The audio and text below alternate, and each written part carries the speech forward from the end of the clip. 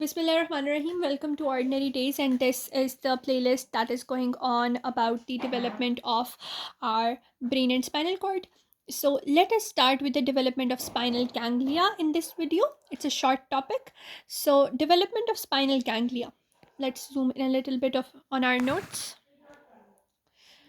So, spinal ganglia is actually dorsal root ganglia, which are developed from the neural crest cells, which are unipolar neurons at first. So the dorsal root ganglia in the spinal cord, dorsal root means if you have your spinal cord, you have a dorsal root which is the afferent one and a ventral root which is the efferent one. How do you know that? Because from the alar plates and basal plates, etc. If you haven't watched the previous video, you have to watch it to get the concept. So dorsal root ganglia, which is actually developed from these present in these dorsal root region. It is formed from the neural crest cells, and these are unipolar neurons. So what actually happens that these neural crest cells, they actually first develop into these bipolar neuroblast. The bipolar neuroblast, they actually fuse together in a T-shaped junction, and that T-shaped junction leads to the formation of this unipolar afferent neuron.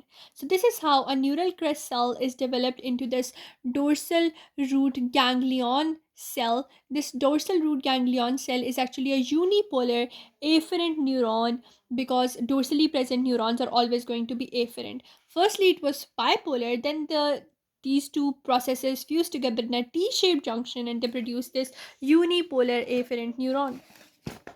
So, firstly, these cells was bipolar, then there was a T-shaped fusion that took place, and now that T-shaped fusion produced this type of cell, which is a afferent unipolar neuron, and that pole that it has, it is going to act like a dendrite. And afferent means that it's going to conduct these impulses towards the cell body. And dendrite is also a type of process that is going to conduct the impulses towards the cell body. Now, as you see this cell, the spinal ganglion cell or the dorsal root ganglion cell, it has this peripheral process which is the dendrite. So this peripheral process, it passes in the spinal nerves to sensory endings which are in the somatic and visceral organs. From the soma and from the viscera, it is going to conduct the nerve impulses towards this cell body, and this cell body, it is the central process, and the central process is present within the spinal cord. So peripheral is present in the spinal nerves, and the central process is present in the spinal cord, in the dorsal root of the spinal nerve. So this was all about the development of spinal ganglia.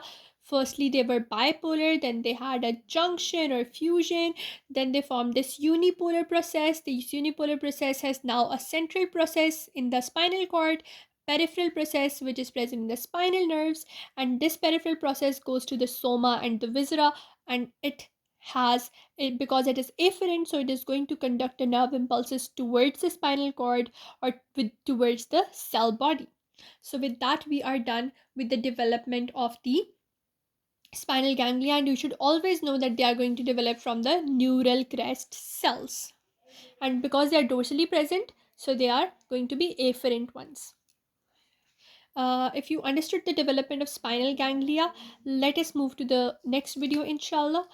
That is going to be the development of spinal meninges.